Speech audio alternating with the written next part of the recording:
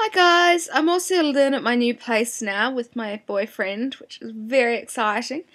So it's time for another video blog, and I promised last time that I would never talk of Sheenagate again, and so this one's about Miss USA. Now, I've actually already tried to do a recording tonight, and I took about 10 minutes, and I barely got up to prelims, so I'm going to short track all the stuff that happened earlier in the week and try to focus on Wednesday, which is when I met some of the contestants for I met 11 of them for one-on-one interviews or two-on-one interviews, and then obviously prelims in the evening.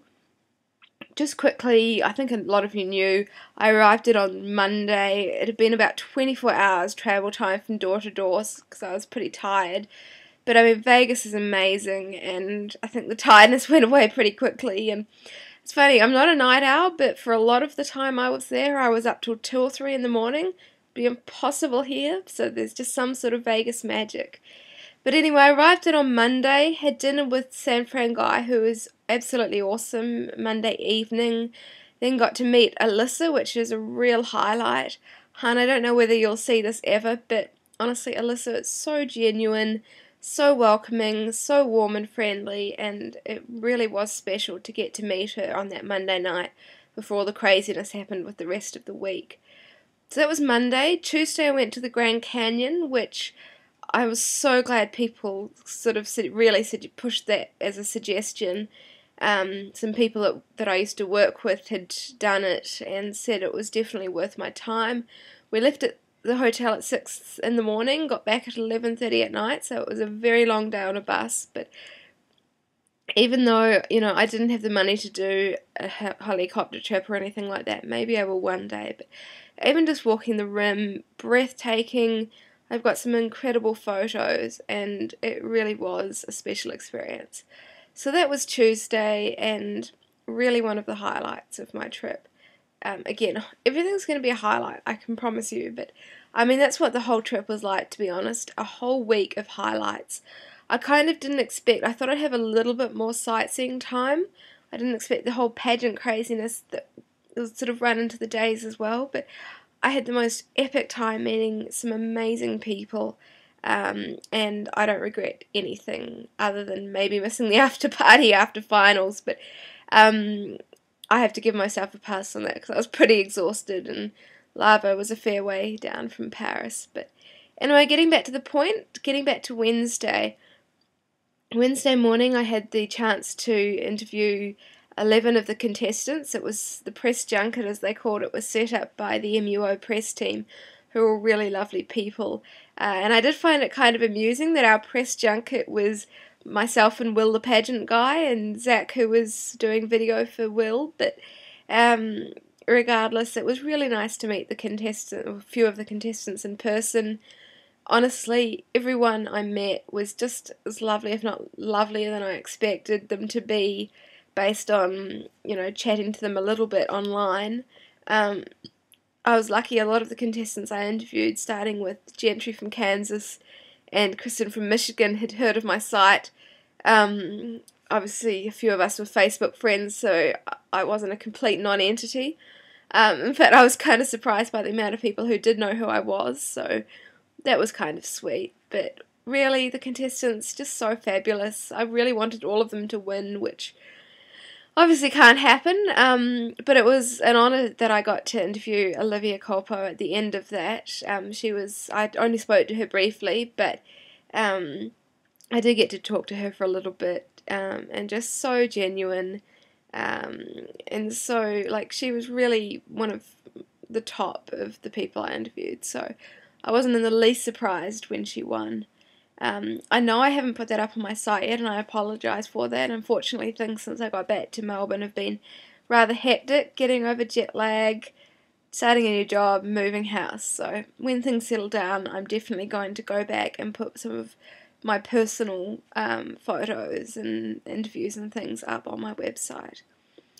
So that was Wednesday morning. In the afternoon, I met Meredith McCannell and JJ from Texas for lunch at Mon Ami Gabby, which was, it's one of my favourite places for lunch, and I really wish I could just move that whole place, the setting, the location, the food and the view back to Melbourne because I will miss it. The food was amazing.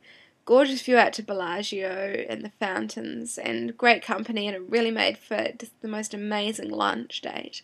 And great catching up with people in person and talking pageants in person, which is something I'm not used to.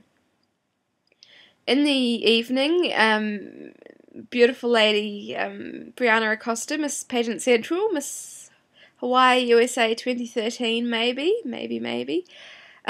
She came over and we got ready together. By which point I mean she did my makeup, which was a huge relief because I am completely hopeless at such things. And Brianna made me look like a pageant girl, honorary pageant girl for the night. So I was really, really appreciative of her for that. So prelims was amazing. I got the wonderful Tanya Crockett, who's the Montana director, gave me her +1 ticket. So I got to sit with some of the other directors about 5 rows from the front, which was more than I was expecting. So different seeing it up close and seeing the gowns sparkling in person. I think the contestants this year are a really special bunch. Lots of personality on stage, and it was just really nice, A, to meet people before it started and to see the prelim show live. Something I'll never forget, obviously. After the prelim show, we all went up to the mezzanine for meet and greet with the contestants and some of the other directors that I hadn't had a chance to say hi to. I can't remember everyone, all the contestants I met, but I met a lot of them and got quite a few photos as well, which are on my Facebook page, and again will be going up on my site at some point. And again, everyone just really lovely. I had a bit of shoe fail. I bought some, well, I thought they were pretty awesome red heels, but I'm not a heels wearer, and it was pretty hilarious that my legs started shaking after about an hour. I feel very sorry for these girls, and I assume you just get used to it, but I thought that was quite amusing. I did try to doll myself up for the major events, much more so than I would ever in Melbourne, but really that was part of the fun of the whole experience. And again, thank you to everyone who contributed, because you gave me some spending money for the trip that I wouldn't have had otherwise, and I really got to, just enjoy the experience to its fullest, and I'm extremely grateful for that.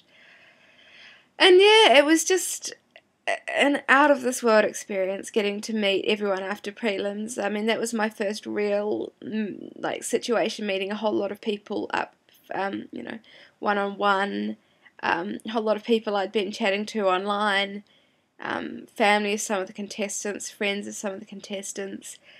It was epic, and a real night never to forget.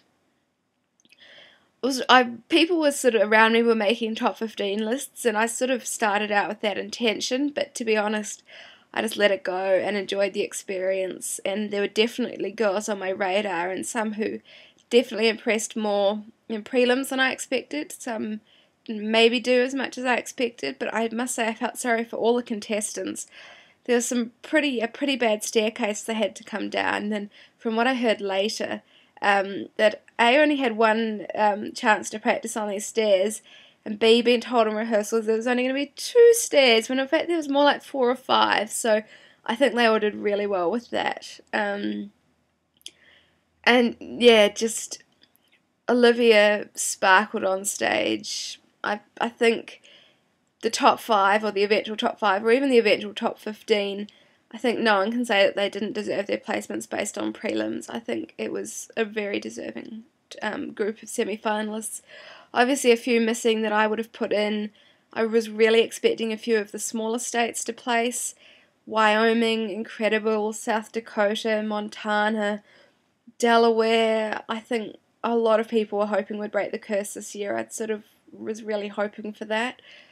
I know I'm forgetting people, which is, I hate naming names because then I forget people I have on my brain, and then I feel bad that they didn't get mentioned, but yeah, I did expect a few of the non-SASH states to be on it to get in, and it's always a bit of a disappointment, but I think that was a pretty fair top 15 eventually.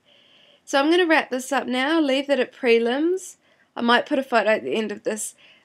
JC Miss North Dakota, one of my absolute favourite girls, had apparently promised me back in February, and she later gave me the evidence of this, that she was going to kiss my feet because I'd done some stuff on her profile.